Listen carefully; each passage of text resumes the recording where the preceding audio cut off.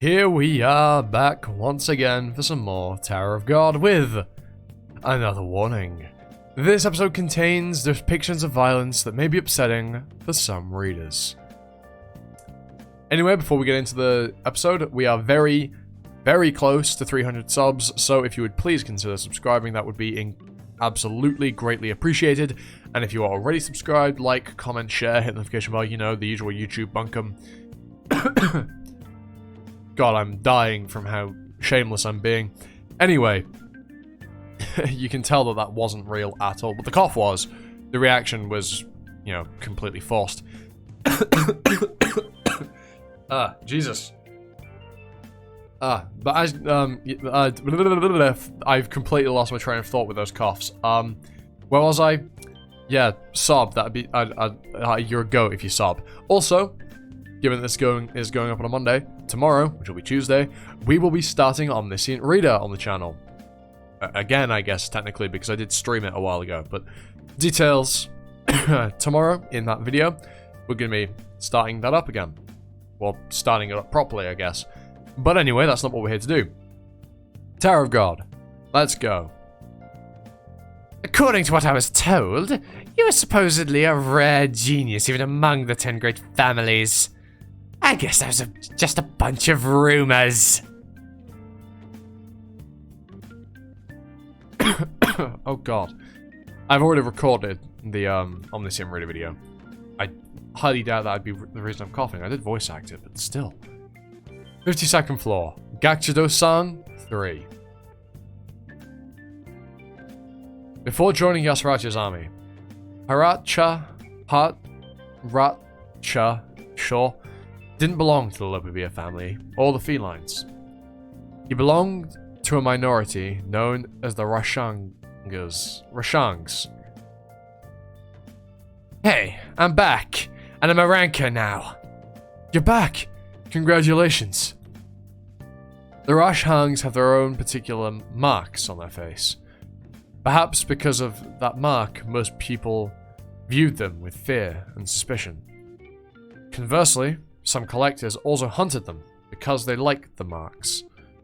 They had to get stronger to defend themselves and hid somewhere more isolated. Then one day, the felines invaded their remote village. The felines began slaughtering the Haratchas with their overwhelming military superiority. Caught off guard by the surprise attack, the Haratchas were either killed or taken prisoner. Haratcha, the leader of the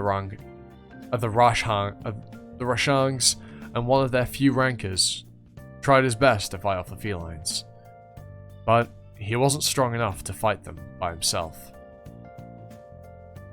But Haratcha had been keeping an eye on him, and right at a critical moment, Haratcha stopped the battle and approached him, and made him an offer. He said that he would stop the battle, stop the killing, and stop killing the Rashangs. Fuck me. Clearly my brain doesn't like that word. And let them run away if Haratcha became a feline. At first, Haratcha refused, saying it was a ridiculous offer. But Haratcha told him to look behind him. Behind Haratcha were the remaining Rashangs. They trembled with fear as they looked at Haratcha. Haratcha couldn't forsake them.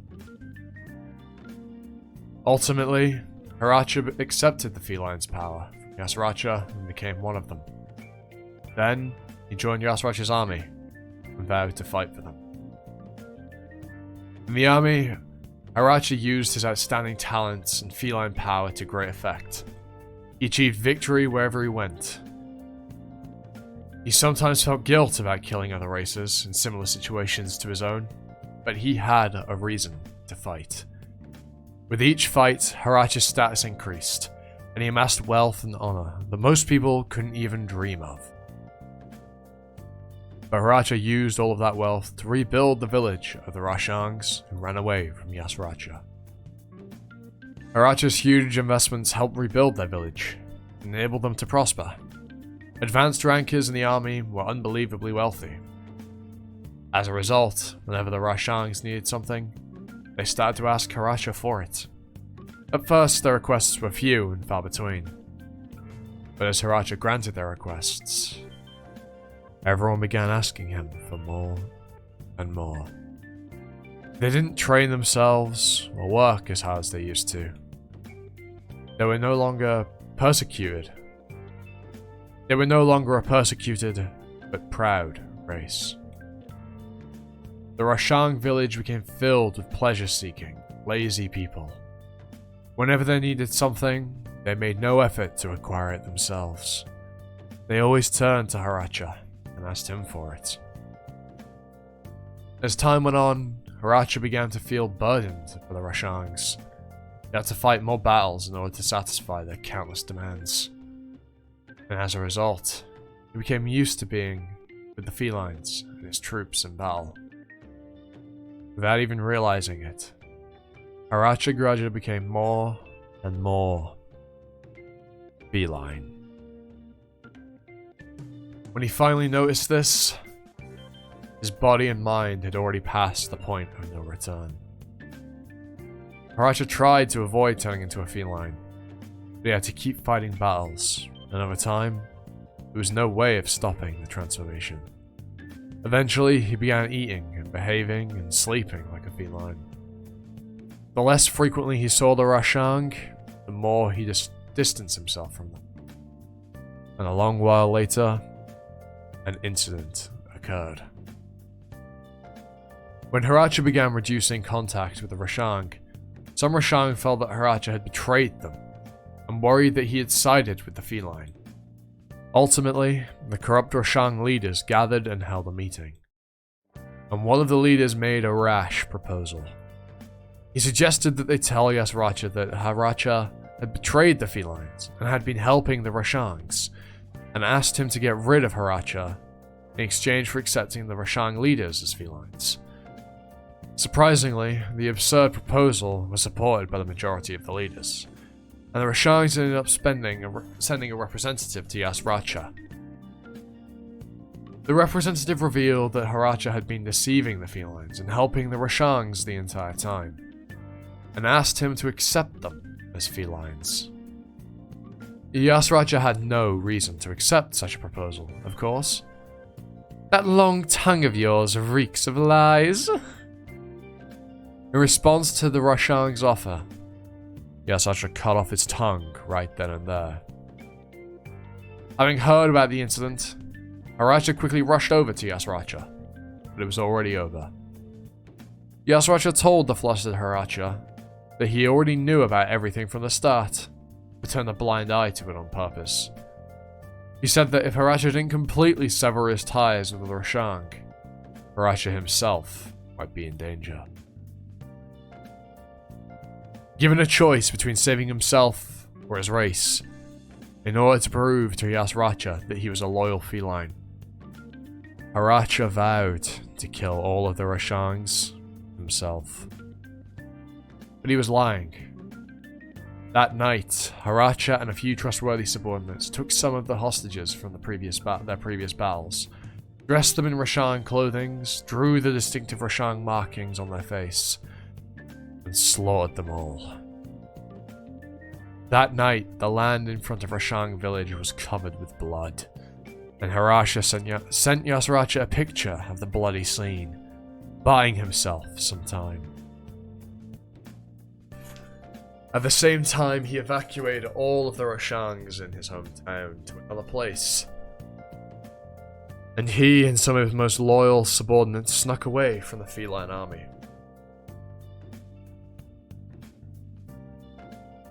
Then, they rejoined the Rashang, loaded them into the floating carrier they had prepared in case something like this happened. Got hiccups.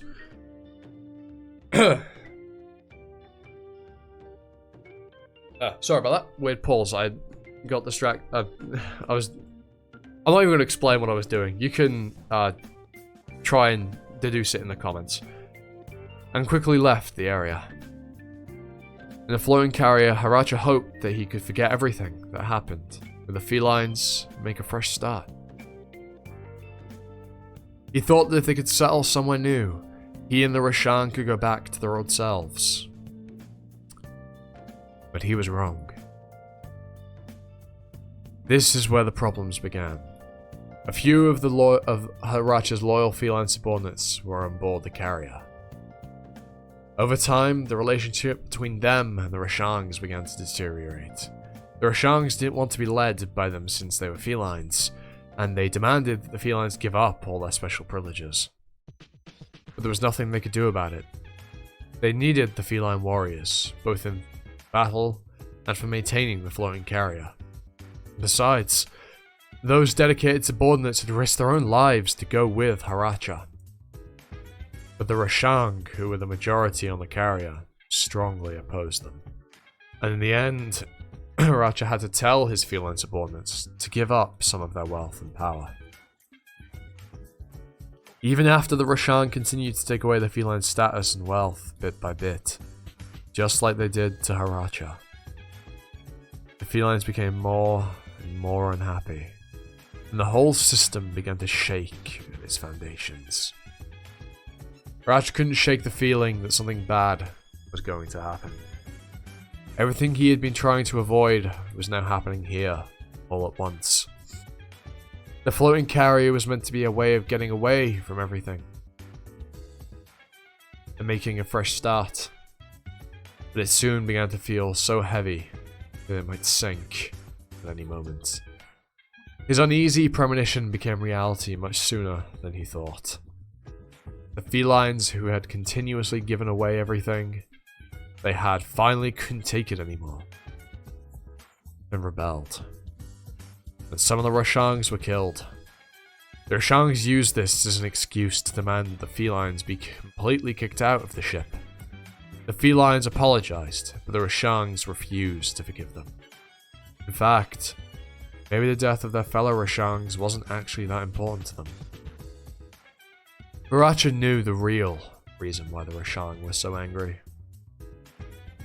It was because the felines had more than them.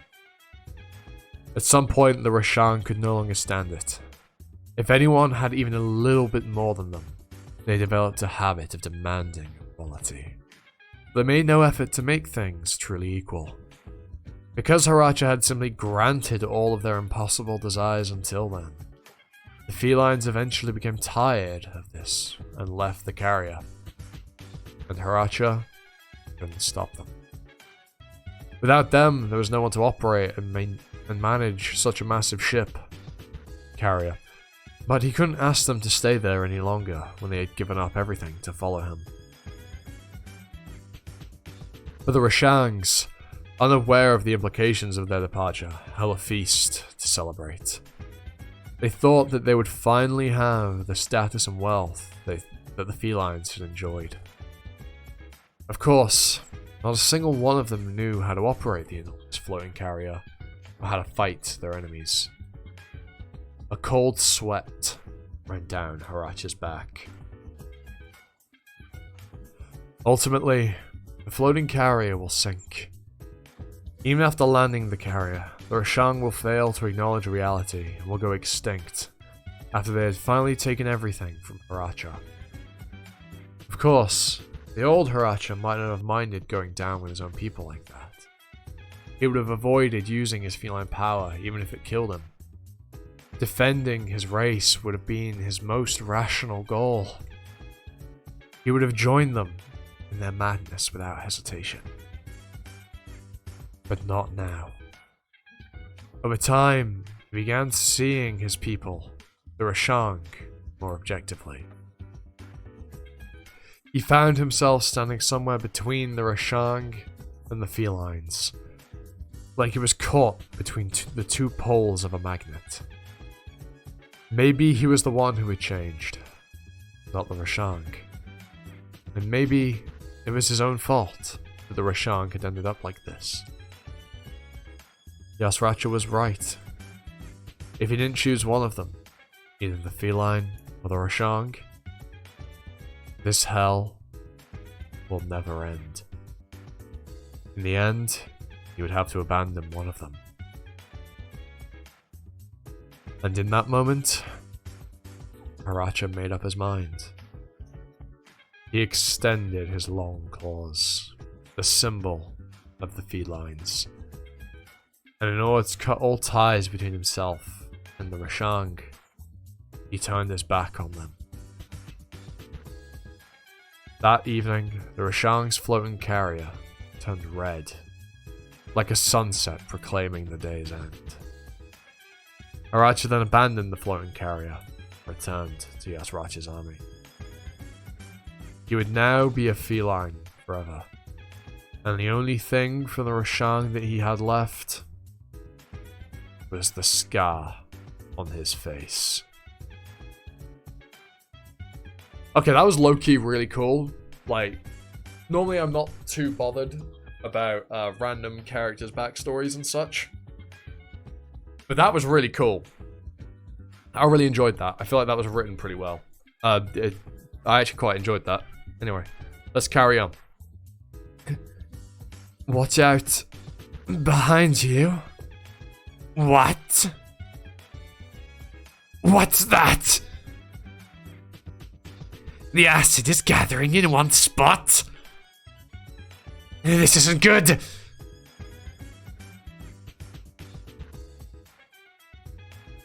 That bastard. How the heck did he concentrate the acid in one spot like that? With that much acid. Suppressing hiccups is sometimes difficult. With that much acid, you could actually hurt me. What's wrong? I thought you were division commander in Jihad's army. Are you afraid of a little attack like that?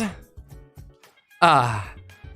Or can you not defend yourself against acid because you're too small and light? What did you just say? I thought maybe I couldn't block your attacks because you're so fast. But I was wrong. You can instantly resize your body. Reduce your body's size and weight to almost 0. That's how you dodge my attacks. And you look so much faster because you got smaller, isn't that right? I know that there are people who can compress themselves, but I've never met someone who can make themselves so small as you. I'm surprised. What the heck are you talking about? That's not how I voiced him at the beginning, but whatever. Ah! I knew it. Something didn't make sense. If it was a direct hit from an attack from a high ranker, it should have killed me instantly. And yet, I'm still standing. I didn't notice it because you were so quick, and there was so much light everywhere. But when you compress yourself, your attack power and defenses also get weaker, don't they? One of the tower's rules is that all abnormal abilities come with risks. Maybe you can't control Shinsu then? Ha! You seem to have figured it out. But there's nothing you can do.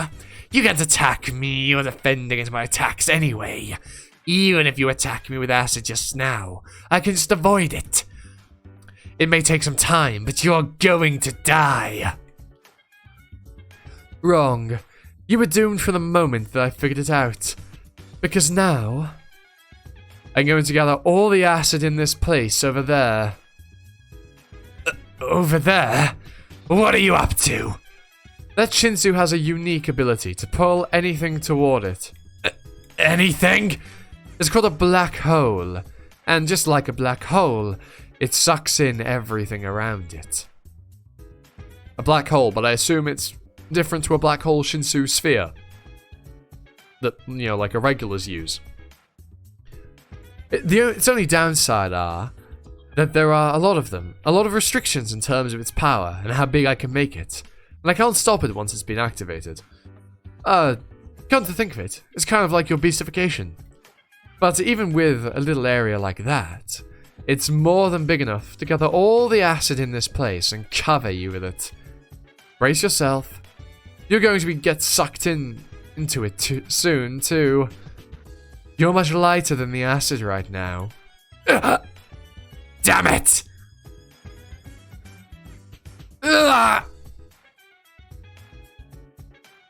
I'm not going to keep up with the screams, because that one hurt my throat. I say as I do another one. But yeah, there's a hurt in my throat a little bit. Damn it!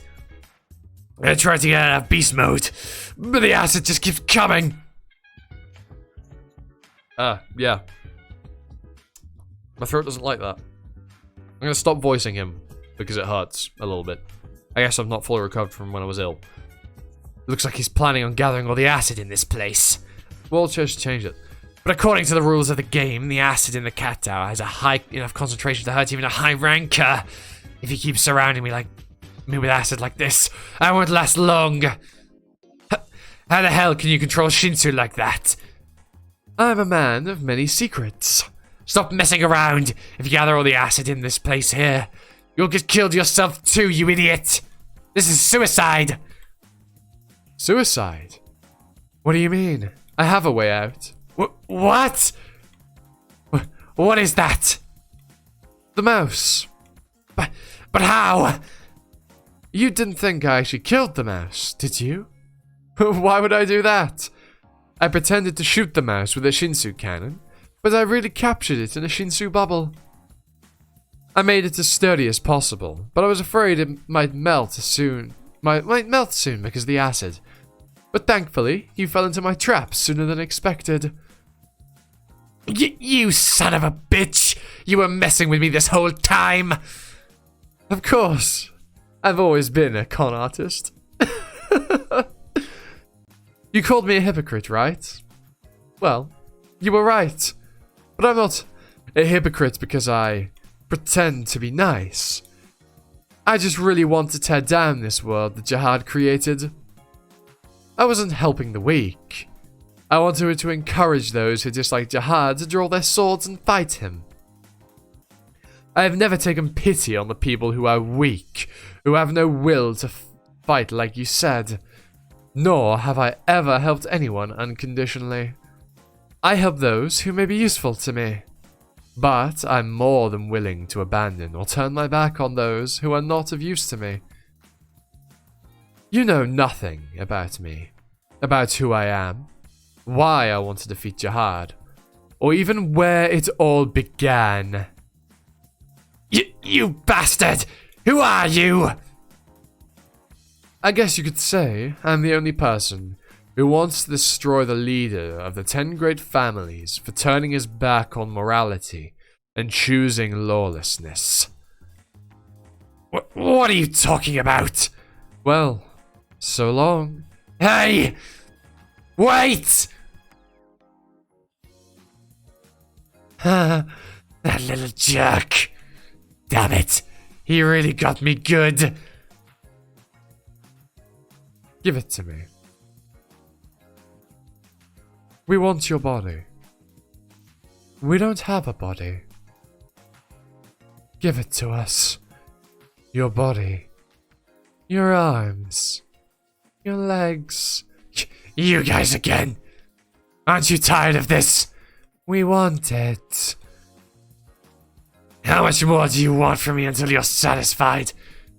Damn it! Give it to us. Give it to us. Give it to us. I'm sick of you people. If you really want it. If you really want everything I have. Why don't you take this disgusting tattoo first? No. We already have one of those. End of round. Participant Balm won the battle within the time limit. I didn't think he'd be able to beat the leader in 10 minutes. Maybe I underestimated him. He's definitely stronger than a ranker. Participant Balm, it continue moving on to the next turn. I won. But I don't feel good about it. They were just fighting for their own freedom. Why would Haratchas make us fight like this? You may now leave the battlefield. Okay. Don't show any weakness. My master is waiting. I've come this far. No matter what sacrifices I have to make, I won't give up till the end. I'm surprised the regular managed to clear all of the monsters in one turn. But there are still many monsters and obstacles ahead. I wonder how long the regular will last. If he chooses the jumping route to end the game sooner, he might be shooting himself in the foot. What the fuck have they put at the end? Because if he goes that route, he'll have to face a monster that even Lord Haratchas gave up trying to control. Lord Haratchas. Lord Haratchas. Why don't you just stop now? We're worried you might hurt yourself. You're always fighting in battles for our sake. Yeah, we have plenty now. We don't want to see you wear yourself out working for the felines anymore. What do you mean? There are a lot of races in the tower, much stronger and wealthier than us. Not just the felines. We Rashangs need more money and power if we're going to be independent. I'm going to keep doing whatever I can to make the Rashangs stronger. You should want more for yourselves. Let me know if there's anything you need. Or if you want money or food, or anything at all. I'll fight to get it for you. I'm gonna make our race so wealthy and powerful that no one will ever look down on us again. Even if it takes centuries or millennia. I'll give everything I have to the Rashang. You can have it all. Everything. Why did I help such weak, unambitious people? Because I loved them so much. Because I loved my people.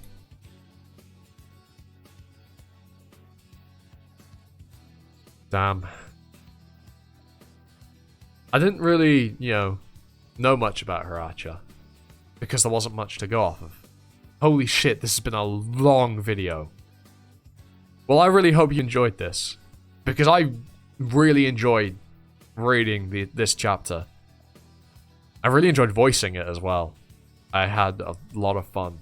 It was a really good read. Holy fuck, man. That was actually a really, really good chapter. Damn. Well, if you enjoyed, like, comment, sub, like I said at the beginning. Anyway, I've been Animosity, you've been you, and I hope to catch you all next time for another video. Ta-ta. For now.